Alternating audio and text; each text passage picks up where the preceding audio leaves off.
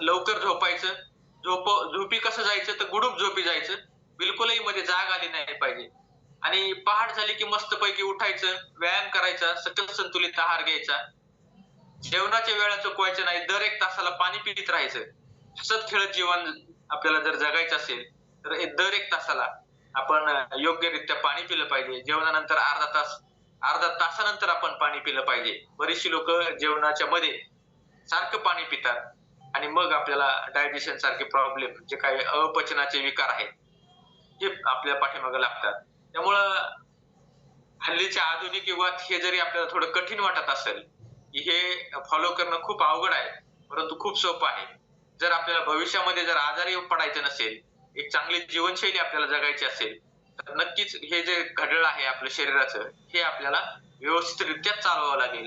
आणि नक्कीच सुरुवातीला काटेकोरपणे पाळणं नाही जमलं, परंतु जर तुम्ही मनामध्ये ठरवलं, तर कोणतीही गोष्ट अशक्य नाही. ते तुम्ही शक्य करू शकता. एका महिन्यामध्ये तुम्ही शरीराचं हे जे काही तालबद्ध कालचक्र आहे, हे या पद्धतीनं तुम्ही चालवू शकता. त्यासाठी आपल्याला थोडासा वेळ द्यावा लागेल. शरीराला त्याची काम चांगल्या पद्धतीने करायसाठी शरीराला सुद्धा त्याला एक चांगला आहार सुद्धा आपल्याला देणं गरजेचं आहे.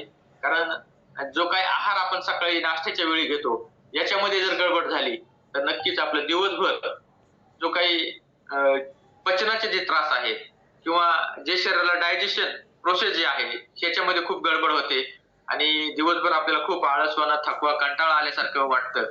परंतु जर आपण एक चांगलं न्यूट्रिशन असलेला आहार आपण जर घेतला नाश्त्याच्या जागी, तर नक्कीच आपल्याला खूप आनंदी. कारण पहा तुम्ही मी असं आपण सगळे ग्रामीण भागामधील आहोत आणि जर आपण ज्याला गावरान गाई म्हणतो आपण, त्या गावरान गाई संध्याकाळी 7:00-8:00च्या नंतर काही चारा टाकला तरी खात नाहीत. म्हणून त्यांची तब्येत कशी असते, एकदम अ, चांगल्या पद्धतीनं त्या दूधही देतात आणि त्यांची जे काही बॉडी स्ट्रक्चर आहे, ते आपल्याला खूप अवाढव्य दिसत नाही. परंतु ज्याला जर्सी गाई ज्याला आपण म्हणतो, त्याला तुम्ही कधीही खायला टाका. रात्री 1ला टाका, 2ला टाका, ती कधीही खाणारच. म्हणून त्याचं शरीर हे अवाढव्य असतं आणि असंच म्हणजे जे आपण खातो, ज्यावेळी आपण खातो त्याचा नक्कीच आपल्या शरीरावर परिणाम होत असतो. त्यामुळं नक्कीच आपण सुद्धा एक चांगल्या प्रकारचा जर नाश्ता केला, की ज्याला आपण सकस संतुलित आहार म्हणतो. हा जर केला तर आपल्याला एक चांगली निरोगी जीवनशैली जगता येते आणि यासाठी आपण जे काही 5 पिलर जे सांगतो, की एक चांगला सकस संतुलित आहार आपण घेतला पाहिजे. 45 मिनिट रोज आपण जो आपल्याला आवडेल असा व्यायाम आपण केला पाहिजे. 7 ते 8 तास झोप का घ्यायची? तर आपल्याला एक निरोगी आनंदी जीवनशैली जगायची आहे. म्हणून आपण 7 ते 8 तास शांतपणे झोप घेतली पाहिजे, तीही रात्रीची. त्यानंतर एक सकारात्मक जीवनशैली आपल्याकडे असणं गरजेचं आहे.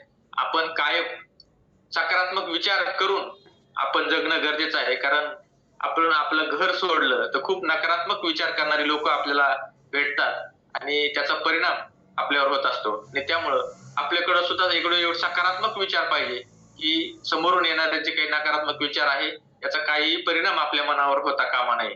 त्यामुळे आपली पॉझिटिव्हिटी एवढी उच्च कोटीला पाहिजे, की आपल्याला इतर लोकांनी सुद्धा आपल्याकडे पाहिलं, तर नक्कीच आपल्याला बोलायची इच्छा त्यांची झाली पाहिजे. म्हणून आपल्या चेहऱ्यावर आपण कायम हसू ठेवलं पाहिजे. कारण आपला चेहरा कायम हसरा असला, तर नक्कीच आपलाही दिवस चांगला जातो आणि आपण इतरांचाही दिवस चांगला घालवू शकतो. कारण असं उद्या आपल्याला कोणी म्हणायला नको, की याचं तोंड पाहिलं आणि दिवस वाईट गेला.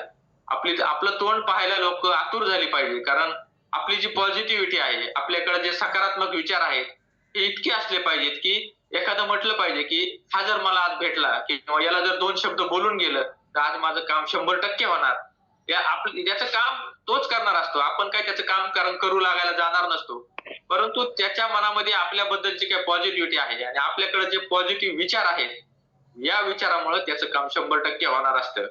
त्यामुळं नक्कीच आपल्याकडेही एवढे सकारात्मकता पाहिजे आणि आपल्या चेहऱ्यावर कायम हसू असणं गरजेचं आहे. आणि यासाठी आपल्याला एक चांगला नाश्ता असणं गरजेचं आहे, की ज्या लोकांना आज काही लोकं नवीन असतील, ज्यांना या कॉलवर ज्यांनी पहिल्यांदा सेशन ऐकले,